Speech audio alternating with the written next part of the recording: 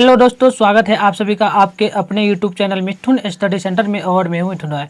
तो दोस्तों, आज की वीडियो में हम लोग बात करेंगे साइंस का, जो कि 2023 के लिए मॉडल पेपर का जो प्रैक्टिस सेट 1 है ना, वो हम लोग इस वीडियो में कवर करेंगे। प्रैक्टिस सेट 1, ठीक है। आप लोग याद रखना, प्रैक्टिस सेट 1 और काफ़ी मोस्ट इंपॉर्टेंट है। और ये बात याद रखना, हर बार बिहार बोर्ड के लिए, ऑफिशियली बिहार बोर्ड के लिए जो ना, हर बार 2-3 जो है ना, ये प्रैक्टिस सेट दिया जाता है। और तीनों प्रैक्टिस सेट को यदि आप लोग सही ढंग से पढ़ लेते हो तो आपको करीब ऑब्जेक्टिव की मैं बात करूं तो वहां पे आपका जो है ना 30% नंबर, यानी कि 30 ऑब्जेक्टिव निश्चित रूप से मिलता है तीनों प्रैक्टिस सेट है। तो आप लोग ध्यान रखना, और मैं भी जो क्वेश्चन करवा रहा हूँ इसको आप लोग एकदम सीरियसली से देखना। और यह वीडियो जो ना Hindi medium and English medium दोनों के लिए, दोनों छात्रों के लिए है, क्योंकि आप लोग यहाँ देख सकते हो यह क्वेश्चन इंग्लिश में भी टाइप किया गया है। तो ध्यान से आप लोग देखते रहे दोनों मीडियम के बच्चे। तो देखिए, यदि आप लोगों को संभव हो सके तो आंसर भी बताइएगा। देखिए, टोटली हम लोग 40 प्रश्न करेंगे। यदि आप लोगों को आंसर पता तो कमेंट बॉक्स में आप लोग बताते जाइएगा।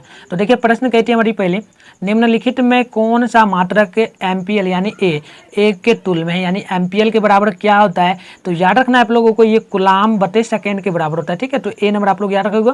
वही इंग्लिश में पढ़ें तो which one of the following units in equal to ampere A, यानी कि एमपीएल में क्या होगा। तो याद रखना है आप लोगों को, कूलाम बटे सेकेंड, ठीक है। क्या होगा, कूलाम बटे सेकेंड, ठीक है। चलिए अगले क्वेश्चन को देखते हैं।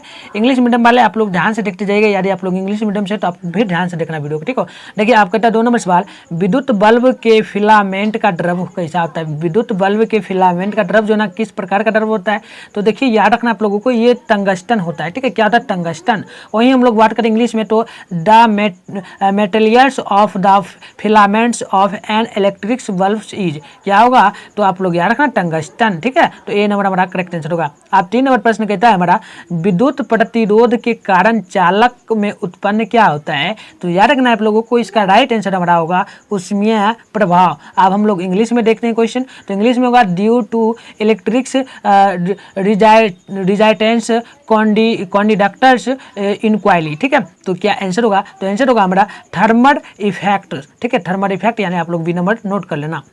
चलिए अगली क्वेश्चन को हम लोग देखते हैं। ध्यान से आप लोग देखते जाए और आंसर भी कमेंट बॉक्स में बताएं। और अभी तक हमारे चैनल को आप लोग सब्सक्राइब नहीं किए तो चैनल को सब्सक्राइब करके बेल आइकन को ऑल पे प्रेस करें, जिससे आने वाली नई वीडियो की नोटिफिकेशन आप लोगों को मिलती रहे। और आप लोगों 95% नंबर, यानी कि 90+ नंबर लाना चाहते हो तो आप लोग हमारे साथ आज ही जुड़ जाओ हमारे कोर्स में। और आप लोग व्हाट्सएप ग्रुप को भी ज्वाइन कर लेना। उसके लिए मैं अंत में आपको बताऊंगा कि कैसे आप लोगों को ग्रुप ज्वाइन करना है। तो चलिए अगली प्रश्न कहते हैं हमारे, सेल का विद्युत वाहक बल क्या होता है। तो नोट कर लीजिएगा, सेल का विद्युत वाहक बल जो होता है ना, सेल द्वारा इकाई आवेश पर क्रिया किया गया कार्य होता है। क्या होता है, सेल द्वारा इकाई आवेश पर किया गया कार्य। और इंग्लिश में बात करें तो क्या होगा, इलेक्ट्रोमोटिव, ठीक है। Electromotive forces of A call is. तो आंसर आप लोग याद रखना, the work done by the call on unit change, यानी कि क्या होगा हमारा, चार्ज होगा, ठीक है। यानी कि ए नंबर आप लोग नोट कर लेना। अब बढ़िए अगली प्रश्न की ओर। अगली प्रश्न हमारा कहता है 5 नंबर प्रश्न कहता है, गोबर गैस क्या है। गोबर गैस क्या है, तो आपको पता होगा, यह नवीकरणीय ऊर्जा का स्रोत है, यानी कि हमारा ए नंबर बिल्कुल सही हो जाएगा। आप चलिए अगली क्वेश्चन को देखते हैं। क्वेश्चन हमारा बोलता है 6 नंबर प्रश्न कहता है, सिंपल सी प्रश्न है, कहता है प्रकाश का न्यूनतम तरंग दैर्घ्य कितना के बराबर होता है, यानी कि the minimum wavelengths of light is, कितना होना चाहिए। तो याद रखेगा, प्रकाश का न्यूनतम तरंग दैर्घ्य जो हमारा होता है ना, वह करीब होता है 380 नैनोमीटर के बराबर, यानी कि 13,000, ठीक है, 13,080, यानी कि 18 नैनोमीटर। आप बढ़िए अगली प्रश्न कहता है हमारा 7 नंबर, नमक का जल में घोल विद्युत चालक होता है। नमक का जल जो है ना, वह जल में किस प्रकार से विद्युत चालक का घोल बनता है। तो याद रखना आप लोगों को, ये हमारा बनता है, ये होगा धनावेश एवं ऋणावेश दोनों के विपरीत गतिविधियों के कारण जो है ना, यह बन जाता है। कैसा, तो विद्युत नमक जो है ना, नमक का घोल जो है जल में विद्युत का चालक करने लगता है, ठीक है। तो ये आप लोग सी नंबर नोट कर लेना। आप चलिए अगले प्रश्न को देखते हैं। इंग्लिश मीडियम वाले भी के लिए भी थोड़ा सा बता देते हैं। The solution of common salt, ठीक है, कहता है the solution of common salt in water is an electric condor, ठीक है, कॉन्डर ड्यू टू, ठीक है। तो आंसर क्या होगा, तो आंसर आप लोगों को हमेशा याद रखना है। हमारा 60 नंबर प्रश्न है, इसका आंसर होगा हमारा the Mortein of what positive and negative charges in opposite directions, यानी कि आप लोग सी नंबर क्या करोगे, नोट कर लेना। आप चलिए 8 नंबर प्रश्न कहता है अमीबा में पोषण विधि किस प्रकार से होती है। तो याद रखिएगा आप लोग हमेशा, ये हमारी होती है क्या होगा, प्राणसीम पोषण, यानी कि ए नंबर नोट कर लेना, ठीक है। आप चलिए इंग्लिश मीडियम के लिए भी पढ़ लेते हैं। क्वेश्चन कहता है हमारा द मोड ऑफ क्या होगा, न्यूट्रियन इन एम्बोया इज, क्या आंसर होना चाहिए, तो आंसर होना चाहिए हमारा होलोजाइसिस, ठीक है, यानी ए नंबर आप लोग नोट कर लेना। देखिए क्वेश्चन इंग्लिश मीडियम, इंग्लिश में मतलब कि ये क्वेश्चन जो ना वो इंग्लिश में भी है, हिंदी में, एक ही क्वेश्चन है, लेकिन हिंदी इंग्लिश के लिए दिया गया, ठीक है, तो ध्यान से देखते जाना। अब प्रश्न कहता है हमारा 9 नंबर मूत्र का रुक जाइए फिर से, प्रश्न है मूत्र का पीला रंग किस वर्णन के कारण होता है, यानी कि पीला रंग जो है ना, मूत्र जो हमारा होता है कभी कभी पीला हो जाता है, किस रंग के कारण हो जाता है। तो याद रखना आप लोगों को हमेशा, ये हमारा होता है क्या होगा, यूरोक्रोम के कारण, यानी कि ए नंबर नोट कर लेना। अब बढ़िए देखते हैं क्वेश्चन इंग्लिश में। तो which pigment make the colours of यूनाइडन येलो, किसके कारण होता है, तो ये हमारा होता है क्या होगा, यूनोरोम के कारण। आप चलिए 10 नंबर प्रश्न कहता है पक्षी तथा चमगादड़ के पंख किस प्रकार के होते हैं, तो नोट कर लीजिएगा सिंपल सी, ये हमारा होता है किसका, तो 10 नंबर का होगा असमजात का, ठीक है, असमजात अंग। चलिए अगले प्रश्न को देखते हैं हम लोग, ध्यान से देखते जाना। और यह देख लो आप लोग, यहाँ पर देख लो गोल्डन का प्रश्न है, ठीक है, गोल्डन से हम लोग गोल्डन गाइड से पढ़ा रहे हैं, आप लोग ध्यान देखना, ध्यान देना। प्रश्न कहता है हमारा 11 नंबर वायुमंडल में O2 का प्रतिशत कितना होता है, यानी कि व्हाट इज द क्या है, परसेंटेज, ठीक है, मुझे बोलने में थोड़ा मतलब हो जाता है इसकी तरह। तो percentage of O2 in the क्या होगा 8% हेयर, तो कितना होना चाहिए, यानी कि वायुमंडल में O2 का प्रतिशत कितना होना चाहिए, तो नोट कर लीजिएगा, ये हमारा होगा 21%, यानी कि 21%। आप बढ़िया अगली प्रश्न को फास्ट में आप लोग देखते जाए और कमेंट बॉक्स में आंसर बताएं। और अभी तक आप लोग वीडियो को लाइक नहीं किए तो वीडियो को लाइक करके चैनल को सब्सक्राइब कर लो और बेल आइकन को और पे प्रेस कर दो और वीडियो को शेयर करके अपने दोस्तों में फैला दो ताकि वो भी यहाँ पर आके पढ़े, ठीक है। चलिए अगले प्रश्न कहता है हमारा पादप अपशिष्ट संचित होते हैं किसमें, तो नोट कर लीजिएगा सिंपल सी, ये हमारा हो जाता है भाई किसमें, तो नोट करना, ये होता है हमारा इनमें से सभी, यानी कि पत्तियों में भी, छाल में भी, कोशिकिया रिक्तिकाओं में, यानी इनमें सभी। और हम लोग बात करें इंग्लिश में तो plant waste material is the storage, यानी कि ऑल द डोज, यानी कि हमारा क्या होगा, डी नंबर करेक्ट आंसर होगा। आप बढ़िया अगली प्रश्न की ओर। अगली प्रश्न कहता है 13 नंबर हमारा प्रश्न है विकासीय दृष्टिकोण से हमारी किससे अधिक समानता, यानी हम किसके समानता रहते हैं विकास की दृष्टि से, ठीक है, तो नोट कर लेना, हम लोग जो है ना चिंपोजी के दृष्टि में रहते हैं, यानी कि आप लोग क्या करना, बी नंबर नोट कर लेना। अब प्रश्न हमारा ये 14 नंबर कहता है मनुष्य में नसिका छिद्र लैलिक्स ट्रैंकिया तथा फेफड़ा मिलकर बनाते हैं क्या, तो नोट कर लेना, ये बनाता है हमारा क्या, तो श्वसन तंत्र, यानी सी नंबर नोट कर लेना। आप बढ़िए अगली प्रश्न को, प्रश्न काफी इंपॉर्टेंट सभी है, ठीक है, एकदम सेट 1 का आप लोग ध्यान रखना। और बोर्ड एग्जाम में निश्चित रूप से इस सेट से ना करीब 5 प्रश्न रहेगा, ठीक है, इस सेट से 5 प्रश्न निश्चित रूप से रहेगा। आप देखिए प्रश्न कहता है 2ZN प्लस O2 का रिएक्शन जब किया गया है ना, तो ये बना है 2ZNO किस प्रकार का अभिक्रिया बन गया, ठीक है, रिएक्शन करने के बाद किस प्रकार का बना है, तो नोट कर लेना, ये हमारा बना है रिएक्शन किस प्रकार का, तो ये बना है उपचयन, यानी कि इसको हम बात करें तो ऑक्सीडेंटेंस, यानी कि ए नंबर हमारा करेक्ट आंसर होगा। अब प्रश्न 16 नंबर कहता है हमारा निम्नांकित में कौन सा समीकरण संतुलित नहीं है। देखिए काफी इंपॉर्टेंट होता है, ठीक है, संतुलित समीकरण कौन नहीं है, ये 2 नंबर के लिए भी पूछा जाता है, ठीक है, तो आपको जांचना है 16 नंबर का, तो क्या होना चाहिए भाई, तो ये हमारा सिंपल सी है H2O प्लस O2 मिलकर हमारा ये रिएक्शन नहीं बनेगा। कैसे नहीं बनेगा वो भी मैं आपको समझा देता हूँ। देखिए यहाँ पे हमारा दिया है H2, ठीक है ना, यहाँ H2 दिया है प्लस O2 दिया है, तो ये मिलकर हमारा जो बनना चाहिए था ना, इधर मैं आपको दिखा रहा हूँ, ठीक है, एक क्या बनना चाहिए, यहाँ 2 कॉमन आएगा, ठीक है, 2 कॉमन आएगा तो हमारा बचेगा HO, यानी कि इस प्रकार से रिएक्शन होना चाहिए, लेकिन इस प्रकार से नहीं होना चाहिए था, यानी कि हमारा ये करेक्ट आंसर हो जाएगा, यानी कि हमारा क्या बी करेक्ट आंसर होना चाहिए, ठीक है। आप चलिए 17 नंबर प्रश्न कहता है क्षारकीय ऑक्साइड के विलयन का पीएच मान क्या होता है, तो आपको याद होगा, तो नोट कर लेना, ये हमारा होना चाहिए 9, ठीक है। अब अगली प्रश्न कहता है लोहे पर जिंक लेपित करने की क्रिया को हम लोग क्या करते हैं, तो किसको नहीं पता होगा, सब पढ़े होंगे ना, सबको पता है, तो नोट कर लेना, ये हमारा होगा जस्टीकरण, ठीक है, जस्टीकरण यानी जस्ता, ठीक है। आप चलिए अगले प्रश्न को देखते हैं और इंग्लिश मीडियम वाले भी आप लोग देखते जाना। प्रश्न आपका कहता है वही प्रश्न द प्रोसेस ऑफ प्लेटिन क्या है, प्लेटिन जीन, ठीक है, join on iron is called, क्या होना चाहिए, तो आंसर क्या होना चाहिए 19 नंबर 18 का, तो ये होना चाहिए हमारा ग्रेविनेशन, ठीक है, ग्रेविनेशन। आप चलिए अगले प्रश्न कहता है 19 नंबर हमारा निम्नांकित में कौन प्रबल क्षारक है, ठीक है। प्रबल क्षारक क्या है, इनमें से क्या हो सकता है 19 नंबर का, कमेंट करना आप लोग जरूर फास्ट में करना। तो चलिए बहुत अच्छी बात है, ये हमारा होगा NaOH, ठीक है, यानी बी नंबर। अब प्रश्न कहता है 20 नंबर हमारा संगम, ठीक है, संगम रमण का रासायनिक सूत्र क्या होता है, ठीक है, काफी इंपॉर्टेंट होता है ये प्रश्न भी बार बार बोर्ड एग्जाम में पूछा जाता है, तो नोट कर लीजिएगा। ये होता है CaCO3, ठीक है, CaCO3 यानी ये नंबर करेक्ट आंसर होगा। अब बढ़िए प्रश्न, अगली प्रश्न की ओर। प्रश्न कहता है 21 नंबर, मैग्नीशियम की परमाणु संख्या 12, इसकी संयोजकता क्या होगी, यानी मैग्नीशियम की परमाणु संख्या 12 होती है ये हमें पता है, बट इसकी संयोजकता कितनी होती है, ठीक है, संयोजकता कितनी होगी, तो 21 का आप लोग नोट कर लेना, 2 होना चाहिए हमारा, ठीक है, कितना 2। अब प्रश्न कहता है 22 नंबर, एक चालक के आड़े, ठीक है, एक चालक के आड़े विभवांतर में 10 वोल्ट तथा 2A यानी कि विभवांतर 2A का है, तो प्रतिरोध कितना होना चाहिए, तो क्या आंसर होगा, तो आंसर आप लोग याद रखना 22 नंबर का, ये हमारा होना चाहिए 5 ओम, ठीक है। कैसे होना चाहिए तो मैं आपको बताता हूँ। इस प्रकार से जब भी देना, V का मतलब वोल्ट होता है, A का मतलब एम्पियर होता है, ठीक है, तो एम्पियर बटे वोल्ट कर देना, कि बटे A कर देना है, यहाँ पे कर दिया आपने, ठीक है। अब क्या करना है, आप कुछ नहीं करना, पहले काट के दिखा देते हैं आप लोगों को फिर से, ठीक है। हमको क्या करना है, V बटे A कर देना है, यानी कि वोल्ट बटे एम्पियर, ठीक है, विभवांतर बटे एम्पियर। अब यहाँ पे क्या करना है, सबका मान दो, V का मान दो 10 और 2 ये A का मान 2 है, तो काट दो इस प्रकार से, तो कितना आएगा 5 निकल के आएगा ना, तो याद रखना 5 ओम हो जाएगा हमारा, ठीक है। तो इस प्रकार से आप लोग नोट कर लेना, ये प्रश्न काफी बार पूछा जाता है बोर्ड एग्जाम में, इसी प्रकार से आपको टाइप मिलेगा, ठीक है।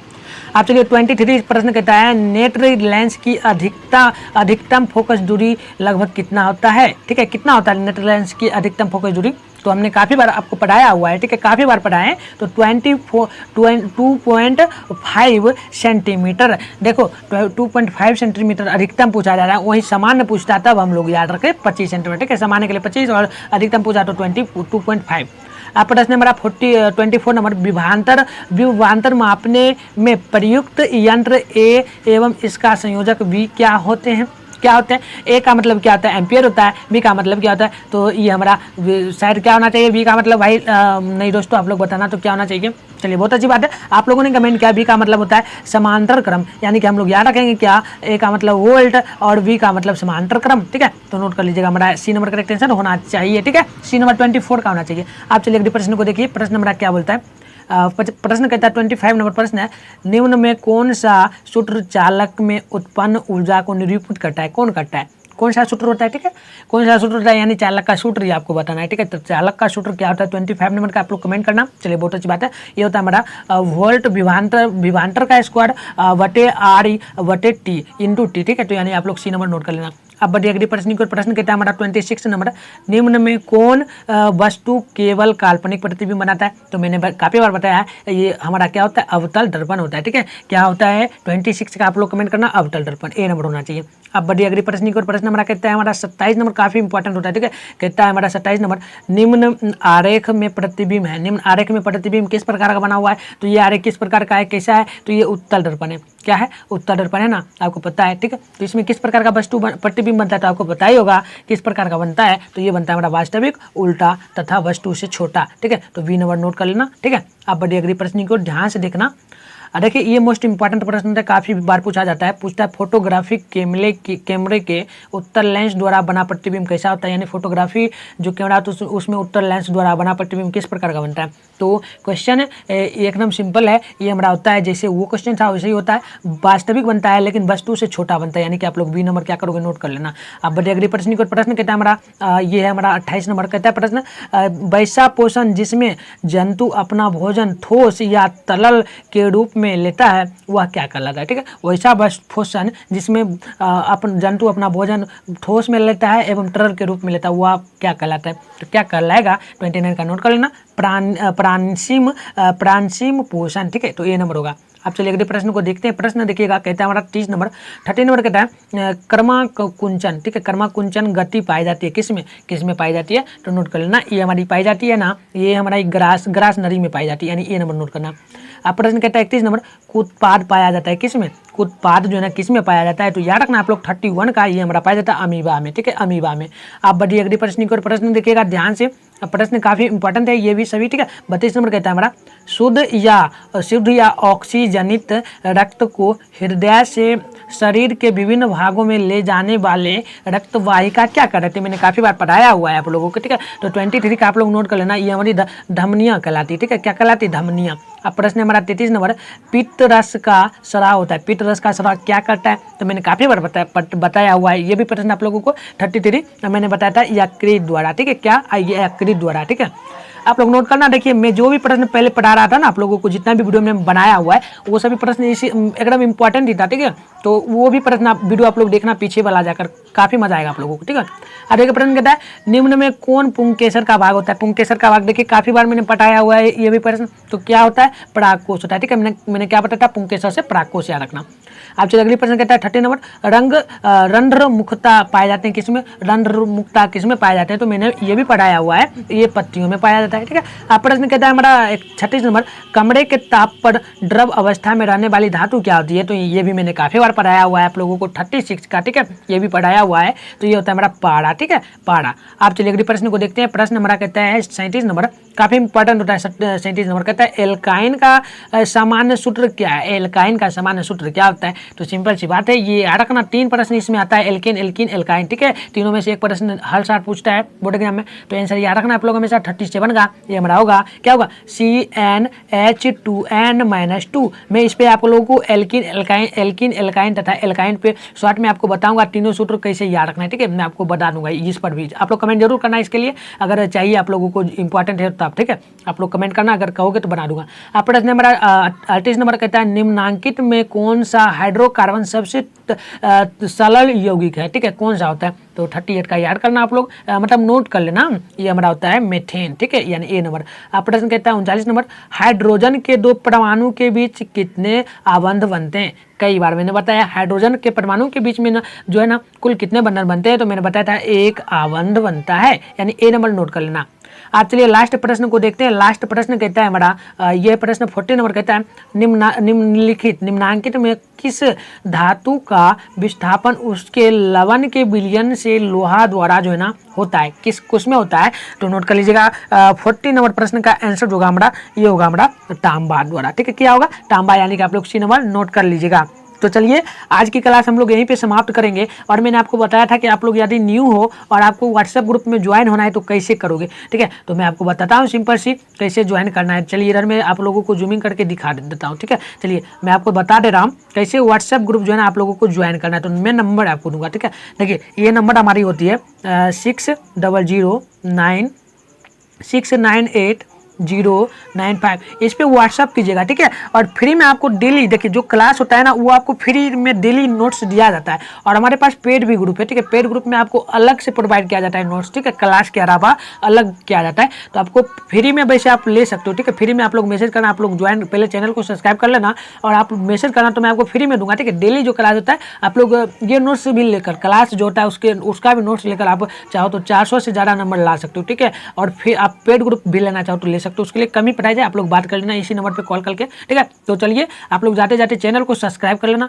और बेल आइकन को ऑल पे प्रेस करना। ये काफी इंपॉर्टेंट था, चैनल सब्सक्राइब करने के बाद बेल आइकन को ऑल पे प्रेस करना, क्योंकि आप लोग नहीं करते तो वीडियो का नोटिफिकेशन आपको नहीं मिल पाता है, ठीक है। तो वो जरूर करना और लाइक कर देना वीडियो को, और कमेंट बॉक्स में ये जरूर बताना कि नेक्स्ट क्लास में आप लोगों को क्या पढ़ना है, किस टॉपिक पे वीडियो बनाए, ठीक है। ये भी जरूर बता के जाना। और आज की क्लास कैसी लगी एक बार राय अपनी जरूर देना। तो चलिए यहीं पे हम लोग वीडियो को समाप्त करते हैं, मिलते हैं किसी और वीडियो के साथ।